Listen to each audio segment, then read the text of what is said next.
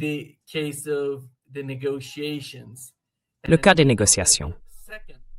Nous savons que le deuxième cycle de discussion s'est achevé, et voici ce que le ministre iranien des Affaires étrangères a déclaré jusqu'à présent. Le principal point semble être que l'atmosphère générale des négociations était plutôt positive. Ils n'ont pas encore décidé du prochain cycle, ni de la date, ni du lieu. Mais ce que le ministre iranien des Affaires étrangères a souligné, c'est l'immense méfiance entre les deux parties, même avant le début des négociations. Commençons avec vous, Larry. Quelle est votre compréhension de ce qui s'est passé jusqu'à présent?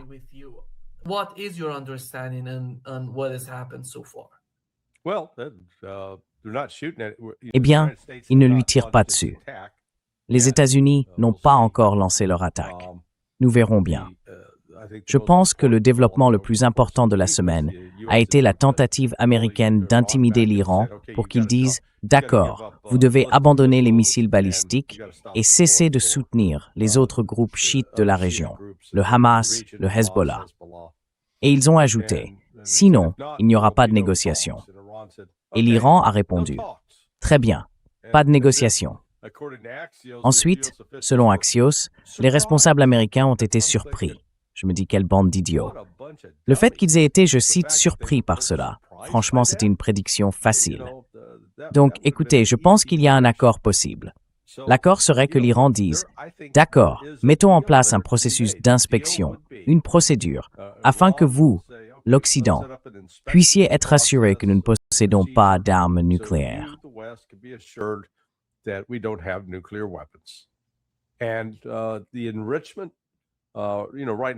Et l'enrichissement. Vous savez, en ce moment, l'Iran dit que tout va rester local. Je pense qu'il pourrait être persuadé par la Russie et la Chine de les laisser prendre une partie du matériau enrichi à 60% et plus et de s'en charger.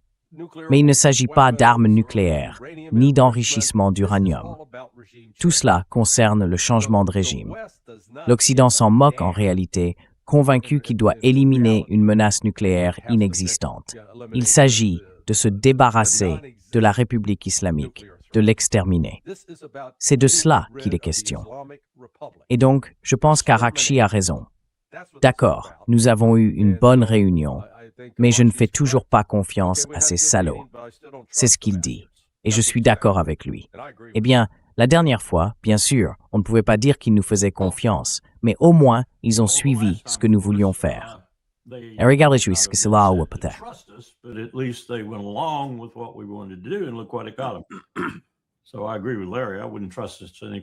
Je suis donc d'accord avec Larry. Je ne ferai pas plus confiance à cette affaire que je ne pourrais cracher, et peut-être même pas autant. Cela dit, je pense que Trump n'a pas au fond l'intention de lancer cette armada. Je pourrais te donner tout un tas de raisons à cela. La principale étant qu'il reste encore quelques personnes censées au Pentagone. Cette lucidité est remontée de Milley jusqu'à Hegseth. Je ne sais pas si Hegseth l'a présenté, mais selon les nouvelles règles, la loi Goldwater-Nichols, le président peut faire sa propre déclaration. D'après ce que j'ai compris, cela a effectivement été transmis. Il y a donc une certaine appréhension à l'idée de déclencher une guerre avec l'Iran, et c'est bien normal.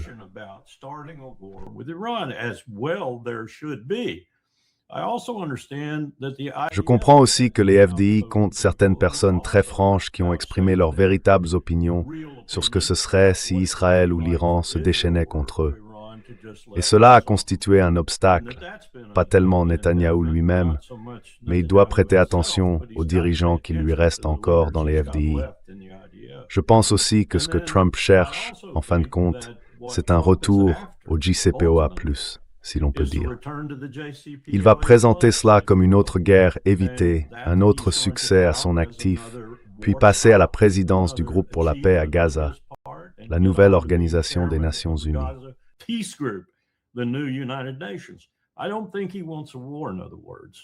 Je ne pense pas qu'il veuille une guerre, en d'autres termes. Je pense qu'il préférerait autre chose. Mais il veut que cela paraisse dynamique, comme une guerre forcée, que l'Armada ait réussi à les contraindre à accepter ce qu'il annoncera. Souvenez-vous, Donald Trump ne traite pas avec la réalité. Il la décrit pour vous et pour son public. et il décrira cela comme un succès total et absolu, obtenu par lui, et bien sûr grâce à son utilisation de l'Armada pour faire pression sur l'Iran. Il y a donc bien plus que cela, mais je pense que c'est là où nous en sommes maintenant. J'espère que c'est vraiment là où nous en sommes.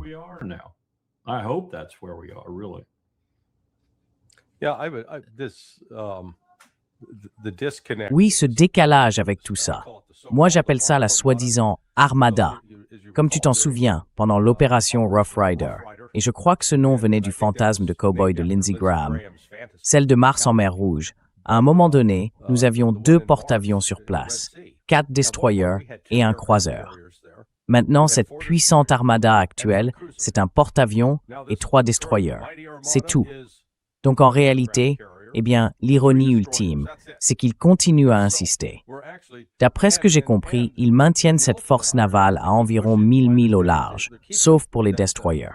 La moitié des cellules VLS, ces cellules de système de lancement vertical, sont chargées de missiles Tomahawk. Mais le Tomahawk ne peut parcourir qu'environ 1000 milles. Donc, en gros, nous sommes bien armés et équipés pour faire sauter les plages du sud de l'Iran.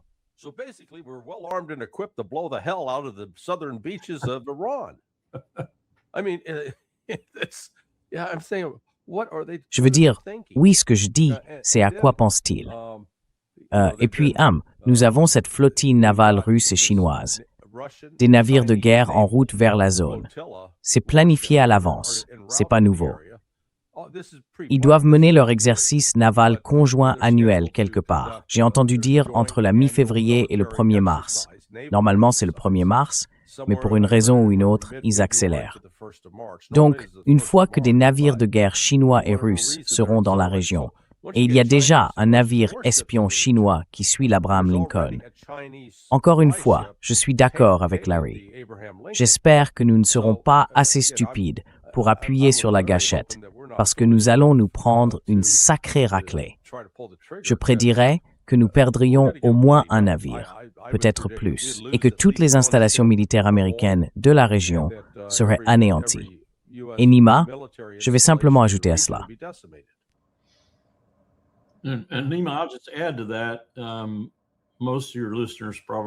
La plupart de vos auditeurs sont probablement trop jeunes pour se souvenir de la ligne des 1000 milles nautiques. L'Oplan 5001, dans le Pacifique en particulier, accordait une attention particulière à cette ligne. À cette époque, nous pouvions déployer 8 ou 9 porte-avions face à elle. Mais aucun commandant, aucun chef de flotte, si vous préférez, ne franchissait cette ligne des 1000 milles sans l'ordre d'exécution personnel du président. Car tous savaient que la combinaison des menaces aériennes, de surface rase-vague et sous-marine allait couler 1 ou 2 porte-avions dès qu'ils la franchiraient. Aujourd'hui, la technologie a beaucoup évolué depuis cette époque. Mais elle a évolué des 2 côtés. Des 2 côtés.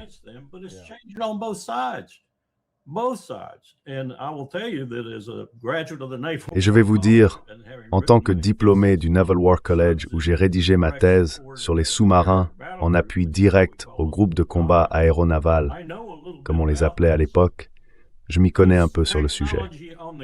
La technologie du côté de ceux qui veulent tuer le porte-avions a progressé bien plus vite que les défenses du porte-avions. Les systèmes sous-marins, de surface et aériens se sont tous améliorés. Alors, l'une des choses que quelqu'un a probablement soufflé à l'oreille de Trump, c'est « on pourrait perdre un porte-avions ». Sacrée chose pour commencer. Sacrée chose, un exemple à donner Donald. Le premier président américain à perdre 5000 vies d'un seul coup.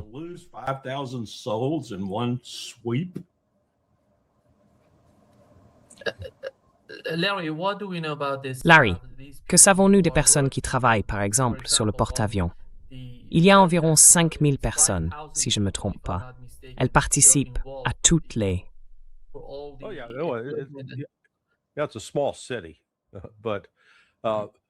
C'est une petite ville.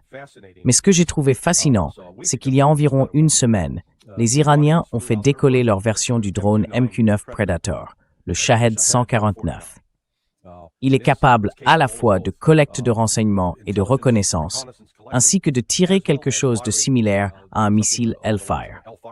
Il a survolé l'Abraham Lincoln, et l'Abraham Lincoln n'a rien fait pour le contester, ce qui était fascinant. Et nous le savons parce que les images vidéo ont été diffusées à la télévision iranienne le 30 janvier. Puis, il y a 2 jours, un F-18 de l'Abraham Lincoln a abattu, je crois que c'était un Shahed 136. En tout cas, c'est celui qui a une forme triangulaire. Ce n'est pas comme le MQ-9, c'est un drone plus petit. It's not like the MQ-9, so it's a smaller drone. It's one that would be more capable of. C'est un modèle qui serait plus capable de mener une attaque suicide. Maintenant, voilà l'histoire. Ils disent qu'ils l'ont abattu. Nous n'avons vu aucune réaction de l'Iran. Et franchement, je serais surpris qu'ils aient fait voler ce type de drone là-bas, à moins qu'ils n'aient simplement voulu tester la réaction des États-Unis. Donc, toute cette affaire, je l'appelle le plan de bataille fantaisiste des néoconservateurs et des sionistes. Ils n'ont pas prêté attention à ce que les États-Unis n'ont pas réussi à faire contre les Houthis en mars dernier, alors qu'ils avaient en réalité un objectif clair. D'une part, établir la liberté de navigation en mer Rouge. C'était un objectif déclaré, clair, et la marine américaine, avec toute sa puissance et ses 2 porte-avions, n'a pas réussi à le réaliser.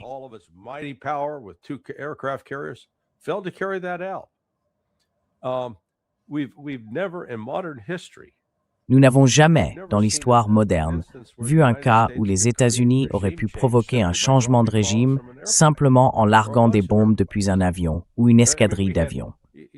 Je veux dire, revenons à l'Irak en 2003. Nous avions une supériorité aérienne totale, une suprématie aérienne. Et bon sang, nous avons bombardé les Irakiens sans relâche. Et pourtant, nous avons quand même dû envoyer la Delta Force pour sortir Saddam d'un trou dans le sol. C'est la seule façon dont nous avons obtenu un changement de régime, en déployant des troupes au sol. Nous n'allons pas faire cela avec l'Iran. Nous comptons donc sur la puissance aérienne et franchement sur une capacité navale qui, à mon avis, rappelle la transition du 19e au 20e siècle, quand au 19e siècle, la cavalerie à cheval était essentielle.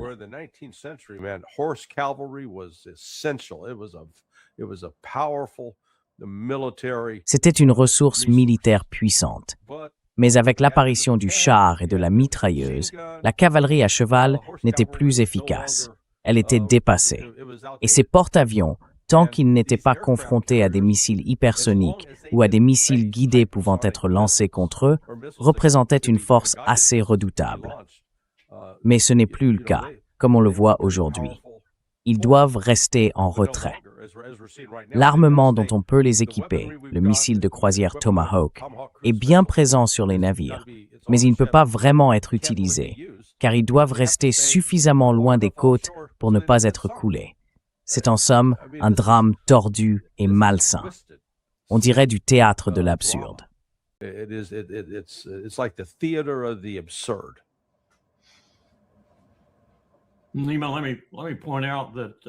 Nima, permets-moi de souligner qu'on les appelle désormais des groupes de frappe. On les appelait autrefois des groupes de combat aéronaval. Si tu es en mer Rouge, tu ne peux pas déployer tes défenses comme tu le ferais en pleine mer. Tes défenses sous-marines, de surface et aériennes sont limitées, et en plus, le porte-avions peut à peine manœuvrer en mer Rouge. Donc c'est difficile. C'était un vrai problème pour la marine, et la marine est tombée en plein dedans. Je m'attendais à voir quelqu'un relever de ses fonctions pour ça. Je ne l'ai pas vu, parce qu'on n'a relevé personne pour avoir perdu de grandes guerres au cours des 20 dernières années. Ils sont promus, oui. C'est un peu différent dans l'océan Indien ou la mer d'Arabie du Nord, parce que là, tu as de la marge pour manœuvrer, des sous-marins en dessous, des avions au-dessus, des capacités de missiles et ainsi de suite.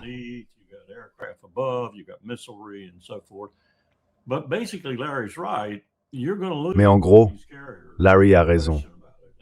Vous allez perdre l'un de ces porte-avions. Il n'y a aucun doute là-dessus.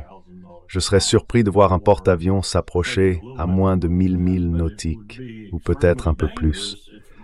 Ce serait extrêmement dangereux si l'Iran possède réellement les missiles dont on m'a parlé et les capacités que ces missiles impliquent. Et nous ne parlons même pas de la Russie et de la Chine. L'autre problème, c'est que nous n'avons tout simplement pas la puissance de feu nécessaire pour tout cela. Laissez-moi vous ramener à la guerre d'Irak en 2003. Rumsfeld voulait la mener avec 54 000 soldats, marins, aviateurs et marines. 54 000. Il voulait contrecarrer l'idée de Powell d'une force maximale.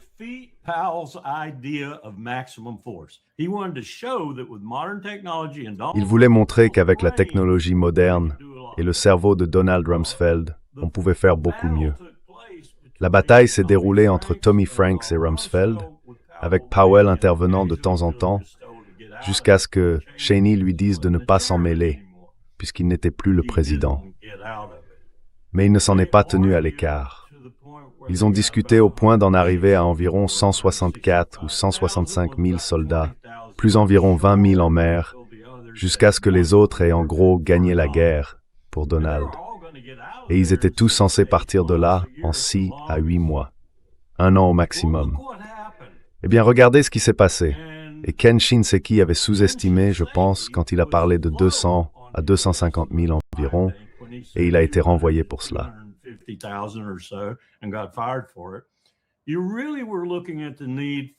Il fallait vraiment entre 500 000 et 600 000 soldats et marines sur le terrain en Irak pour faire ce que nous n'avons pas fait, rassembler les 35 immenses dépôts d'armes et éliminer ces armes en toute sécurité, poursuivre Saddam immédiatement, s'en prendre immédiatement aux éléments d'Al-Qaïda, neutraliser la garde républicaine immédiatement ou presque.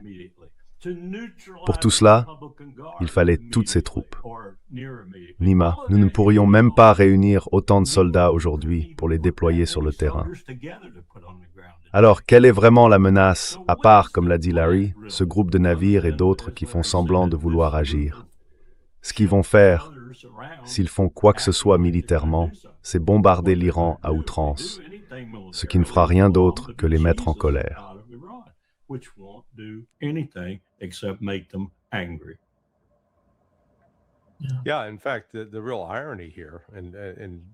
Oui, en fait, la véritable ironie ici. Et d'ailleurs, j'ai fait une interview. J'ai interrogé le professeur Morandi et le professeur Nima Al-Khorshid hier. Ils ont tous deux souligné qu'il existe en Iran un sentiment croissant parmi la population en faveur de la possession d'une arme nucléaire. En réalité, l'ayatollah Khamenei est actuellement minoritaire. Et je pense que l'une des conséquences ironiques d'une attaque américaine, si elle a lieu, sera qu'elle finira par convaincre même l'ayatollah qu'il faut que l'Iran possède une arme nucléaire, car seuls les pays dotés de l'arme nucléaire sont laissés tranquilles.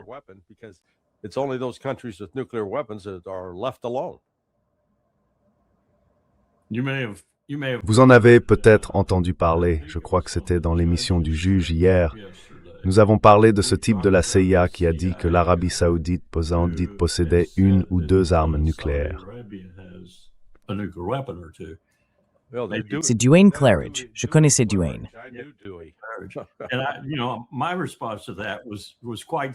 Ma réponse à cela était assez simple.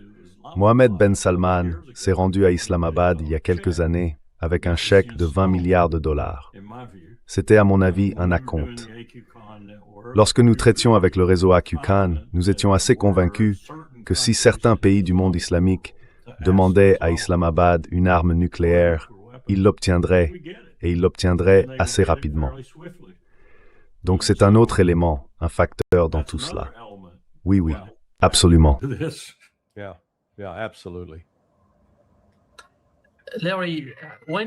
Larry, quand tu regardes l'équipe américaine, nous avions Steve Witkoff avec Jared Kushner pour la première fois, et ensuite le commandant du CENTCOM. Je veux dire, qu'est-ce que ça signifie pour toi, à ton avis?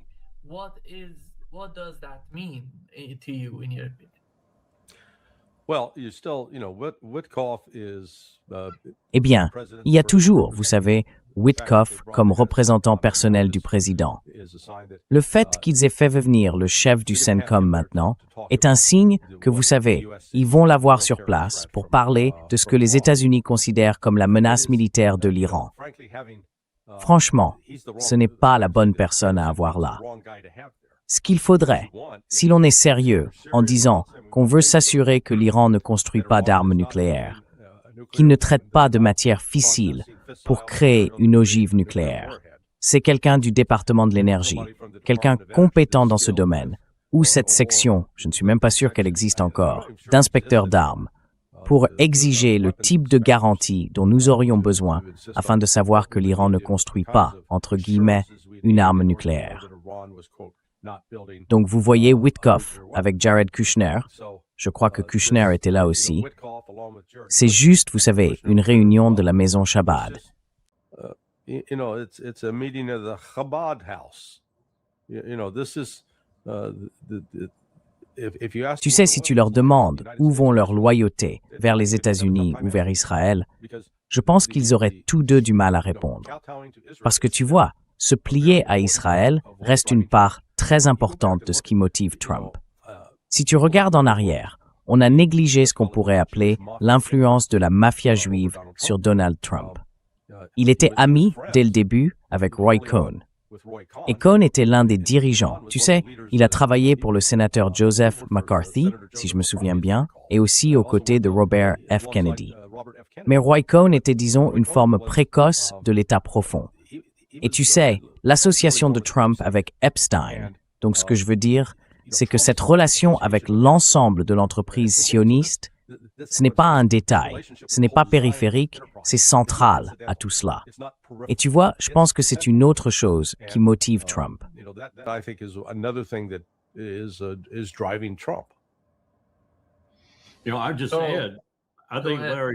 Tu sais, je dis juste que je pense que Larry a raison.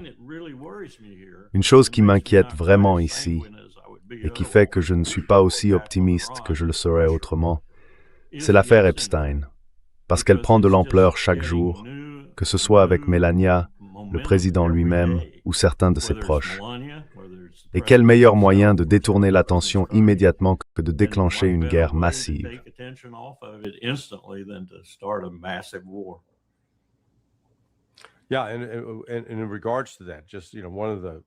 Oui, et à ce sujet, l'une des révélations qui est sortie hier, je ne le savais pas, c'est qu'il existe une photo dans les dossiers montrant Melania en train de passer du temps avec Ghislaine Maxwell avant qu'elle n'épouse Donald Trump. Et il a été rapporté que c'est Epstein qui aurait présenté Melania à Trump. Certains ont spéculé sur le fait qu'elle ait pu être impliquée dans les activités sexuelles d'Epstein. J'en doute, parce qu'elle était trop âgée.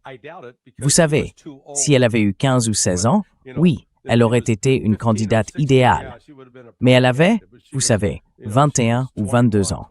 C'était trop vieux pour Jeffrey et sa bande de pervers qui sont en train d'être exposés dans le monde entier. Mais malgré tout, la relation que Trump entretenait avec Epstein était profonde. Elle n'était pas périphérique, ni accidentelle. Ils n'étaient pas simplement des membres d'un club de golf qui se croisaient dans les vestiaires le week-end. When they're playing golf on the weekend. No. And Trump has gone to great lengths Non. to try to cover Et Trump a tout fait pour essayer de dissimuler cela. Mais la vérité commence à éclater, car ce qu'ils mettent réellement au jour, c'est la manière dont les sionistes, en utilisant le Mossad, ont participé à une vaste campagne de chantage et de contrôle. Et maintenant, il est confirmé qu'Epstein travaillait pour les Rothschild. Vous savez, les gens ressortent toutes sortes de théories du complot à propos des Rothschild, mais il ne fait aucun doute qu'ils ont été l'une des familles les plus destructrices de l'histoire, en matière de promotion de la guerre, du chaos et d'implication dans des activités sexuelles dépravées également. C'est vraiment des choses malsaines qui sortent. Et Trump fait de son mieux pour jouer l'acteur Leslie Nielsen dans une histoire de police. Il n'y a rien à voir ici. Circulez.